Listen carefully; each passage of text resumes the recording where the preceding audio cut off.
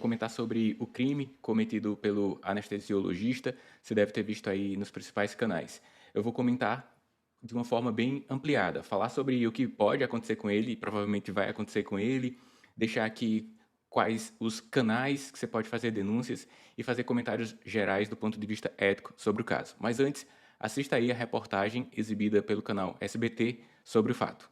Ao receber voz de prisão, o médico parece surpreso. A gente vai fazer uma prisão em flagrante do senhor, sobre presa em flagrante. Vou conduzir o senhor, nós vamos conduzir o senhor para a delegacia agora. A princípio, por crime de estupro. Estupro. Há um vídeo. Então, há provas. O anestesista Giovanni Quintela Bezerra, de 30 anos, foi denunciado por colegas do Hospital da Mulher em São João de Meriti. Eles trabalharam juntos em 3 cirurgias na noite de domingo. Na última delas, colocaram um celular dentro de um armário e filmaram quando Giovanni abusou de uma paciente desacompanhada durante o parto. A imagem é forte e por isso está borrada. Depois de dopar a grávida, Giovanni coloca o órgão sexual na boca da paciente. No fim do ato, limpa o rosto dela. Sem perceber o que estava acontecendo, o cirurgião responsável pela cesariana seguiu com o parto. Os funcionários que fizeram o vídeo procuraram a direção do hospital, que imediatamente chamou a polícia. Colegas do anestesista vinham desconfiando das atitudes dele há cerca de 2 meses, por causa dos gestos do médico e da quantidade de sedativo que ele aplicava nas pacientes. Mas era difícil conseguir o flagrante. Ele colocava como se fosse uma barreira física para dificultar que os outros médicos, outros profissionais vissem essa parte do rosto da vítima. É uma situação totalmente estarrecedora, nunca vi, durante 21 anos, uma coisa tão chocante como essa, repugnante. Giovanni é formado há 5 anos e trabalhava em 10 unidades de saúde, públicas e particulares. Ele vai responder por estupro de vulnerável, já que a vítima estava sedada. Na tarde desta segunda-feira, a mãe e o marido de uma outra paciente procuraram a polícia. A mulher, que foi atendida por Giovanni na semana passada no mesmo hospital, deu à luz gêmeos. Um dos bebês morreu no parto. O rapaz que dá a anestesia mandou eu sair da metade, eu não tinha visto nem a criança, minha esposa não tinha dormido. Muita raiva. Muita raiva. A gente falei com os médicos e acaba acontecendo uma coisa dessa. Quando veio para o quarto para mim receber ela por ficar de acompanhante, infelizmente ela estava com várias casquinhas secas aqui no rosto, aqui perto entre o ouvido e o rosto. O Conselho Regional de Medicina abriu um processo para expulsar Giovanni. Um procedimento cautelar para suspensão das atividades do profissional e deu início à instauração de processo ético profissional cuja sanção máxima é a cassação. Para começar aqui os comentários sobre isso, meu nome é Daniel Coriolano, eu sou médico, sou professor da pós-graduação, já atuei por volta de 5 anos na graduação médica e também sou diretor clínico de uma organização de saúde. Por isso senti a necessidade de fazer esse conteúdo aqui para amplificar o entendimento e as consequências sobre o fato. E ainda esse conteúdo é mais direcionado para a população geral. No entanto, profissionais de saúde, colegas médicos, estudantes de medicina poderão ter uma visão mais ampliada desse fato aqui e do contexto geral da nossa profissão enquanto atuante no setor de saúde com pessoas com nível de vulnerabilidade. E, aliás, já começo por aí. Dentro da nossa formação médica, nós temos instruções durante todo o período de recomendações éticas de atuar em serviços de saúde, atuar com pessoas que têm algum nível de vulnerabilidade, portanto, susceptível a alguns crimes, como que aconteceu. Não é apenas o profissional da medicina que está dentro desse ambiente, profissionais da enfermagem, auxiliares, fisioterapeutas e outras profissões, até mesmo cuidadores, de vez em quando a gente escuta alguma notícia que está junto a pessoas vulneráveis, elas cometem crimes, né? Então, todas as profissões, todas as pessoas, em todas as áreas, a gente percebe algum grau de criminalidade. Não é diferente também dentro da comunidade de saúde, medicina e outras profissões da área da saúde, infelizmente. Embora durante o período de formação, seja na formação inicial, que é a graduação ou pós-graduações, a gente tem as instruções. No entanto, há vários fatores que estão associados à existência de criminosos e a gente, com instruções, né, dentro de ambientes acadêmicos, não somos capazes de coibir isso, mas precisa que haja leis severas para que algo aconteça e haja um impedimento de que outros fatos aconteçam. Aqui eu vou comentar também sobre a teoria das janelas quebradas até o final desse vídeo aqui, você vai achar bem interessante, provavelmente. O primeiro ponto é que, dentro desse contexto aqui, do médico que cometeu esse crime, né, o que é que vai acontecer com ele? A primeira pergunta que eu quero responder aqui. Existe uma lei que rege os conselhos regionais de medicina, o Conselho Federal, então o nosso conselho é dividido assim, tem o federal e tem os regionais. Então, as regiões decidem sobre o que vai fazer com os profissionais, sobre intervenções éticas. E existem alguns níveis de consequências quando acontece alguma infração ética. A lei é a Lei 3.268, artigo 22, fala sobre o que pode acontecer com o médico se ele houver cometido uma infração ética. E o primeiro ponto é ele receber uma advertência confidencial. Então, os conselheiros se reúnem, analisam o fato e dão um parecer apenas para o médico sobre o que aconteceu. Normalmente em casos de menor dano ou quando não acontece dano com alguém, foi uma infração que não proporcionou dano físico, alguma coisa assim, com pacientes. Censura é o próximo passo. Depois ele pode receber uma censura pública, isso é publicado no Diário Oficial, suspensão das suas atividades por 30 dias até perder mesmo o conselho, né? Ele perde o número do conselho, que é o nosso CRM, Conselho Regional de Medicina, e não pode mais exercer a profissão, que é o que tudo indica que vai acontecer de uma forma rápida em virtude do apelo que está acontecendo com esse caso, perder a possibilidade de exercer a profissão médica, perdeu para sempre isso. É o que deve acontecer e ele vai ser julgado no Rio de Janeiro, né? Então, o presidente do Conselho do Rio de Janeiro já desencadeou ações para debater sobre o caso e, com isso, dar seguimento ao processo de expulsão, digamos assim, dele, da nossa profissão médica. E faz certo, não é isso? A maior parte da comunidade médica condena o fato, lógico, assim como nós condenamos crimes de qualquer natureza, ainda mais quando vem uma pessoa dessa que comete um crime e que eu entendo que mancha a profissão. Então, talvez você tenha visto, ouvido alguns comentários de uma forma generalista, né? Médico, alguma coisa assim, ou então enfermeiro, fisioterapeuta, nutricionista, algum comentário que fala sobre a classe.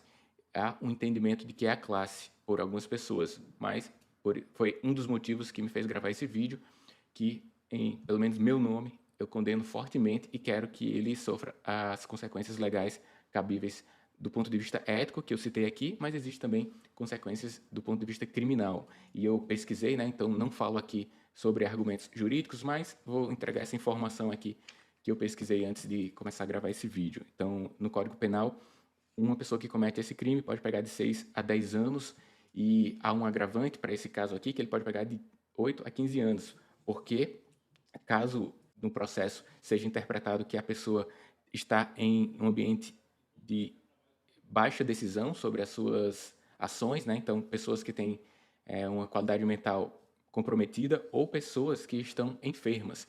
Por isso que as pessoas que estão em estado de vulnerabilidade, fragilidade, estão mais susceptíveis. Pode acontecer em ambiente hospitalar, em lar de idosos e outros ambientes em que tem pessoas com menor nível de capacidade de se proteger. Então, nesse caso aqui, de 8 a 15 anos, que é a penalidade que a gente pode identificar ali no Código Penal. E se acontecer dentro do seu ambiente, se você viu alguma coisa parecida, o que é que faz? Né? Eu vou falar aqui então sobre como realizar a denúncia. É importante que tenhamos esses mecanismos, esse conhecimento, para atuar frente a coibir de uma forma ágil os pequenos fatos que você enxerga dentro do seu ambiente, seja você estudante de medicina, que você pode verificar alguma coisa, ou profissional da área da saúde, ou população geral. O Conselho Federal de Medicina e outros conselhos de outras profissões de saúde têm canais específicos. Você busca no site o Fale Conosco e você encontrará canais. Eu vou falar especificamente aqui como atuar frente ao Conselho de Medicina. Existe uma lista dos e-mails dos conselhos e dos telefones que você encontra por região. E eu vou colocar aqui na descrição desse vídeo. Tem um e-mail específico de cada regional e um telefone. A denúncia, do ponto de vista médico, deve ser feita diretamente direcionada ao presidente do conselho. Eu estou aqui falando da capital do Ceará, Fortaleza, então seria diretamente para o presidente do Conselho Regional de Medicina aqui do nosso estado. Tem no Cariri, então cada região tem um presidente. As denúncias não podem ser feitas de forma anônima. Elas têm que ser nominal. Pode ser por escrito, você vai lá até o conselho e entrega, ou por e-mail, que tem na descrição aqui os e-mails de todas as regionais. E aí você, se possível, né, de preferência, acumula algumas fontes que configuram lá o ato para que o Conselho desencadeie um processo ético frente à denúncia citada. Então, o Conselho de Medicina aceita as denúncias por escrito ou digitadas apenas, só a ligação não dá certo. Sempre que possível, tem que documentar e deve incluir todos os fatos, testemunhas e ainda os locais onde ocorreram e qualquer informação que você julgue pertinente, né? A partir disso, pode desencadear também uma denúncia para a polícia, né? Então, nesse caso aqui, até onde constam as informações que eu acessei, a equipe de saúde que estava de plantão, ela denunciou e chamou a polícia chegou e prendeu o médico. Então, houve a configuração, provavelmente houve o registro em documentos do ambiente de trabalho ali do hospital e desencadeou a chamada do médico. Durante a nossa atuação dentro do serviço, eu vou falar especificamente do estudante de medicina, você pode se deparar com algumas situações que aí você pode acessar professores, preceptores, né, outras instâncias, direção clínica, para tomar as suas condutas. Existe um livro de registro de fatos, não apenas fale, mas registre. Existe um livro em que você pode registrar CIs, né, são comunicações internas, para que tudo fique devidamente demarcado e documentado. O que a gente conhece de erro médico, né? Basicamente são 3 as configurações. Imprudência, ou seja, quando o profissional atua sem verificar quais as consequências, ele está sendo imprudente na falta de equipamentos, ou então fazendo algo que ultrapassa a sua competência, que aí a gente já vai para imperícia, que é quando você se submete a realizar um procedimento, a fazer uma conduta médica sem ter as capacidades técnicas para aquilo, ou a experiência, e ainda, como terceiro item, a negligência, quando você não toma uma atitude frente a uma necessidade de saúde do paciente. Então, erro médico, basicamente, é a imprudência, a imperícia e a negligência. Baseado agora nessas informações, as denúncias podem ser direcionadas para esses aspectos de erros médicos. Ainda falando sobre consequências para esse caso, eu gostaria de apresentar para você, caso não conheça ainda, a teoria das janelas quebradas, que foi escrita pelo George Kelly, que é um psicólogo criminalista, e também o James Wilson, que é um cientista político.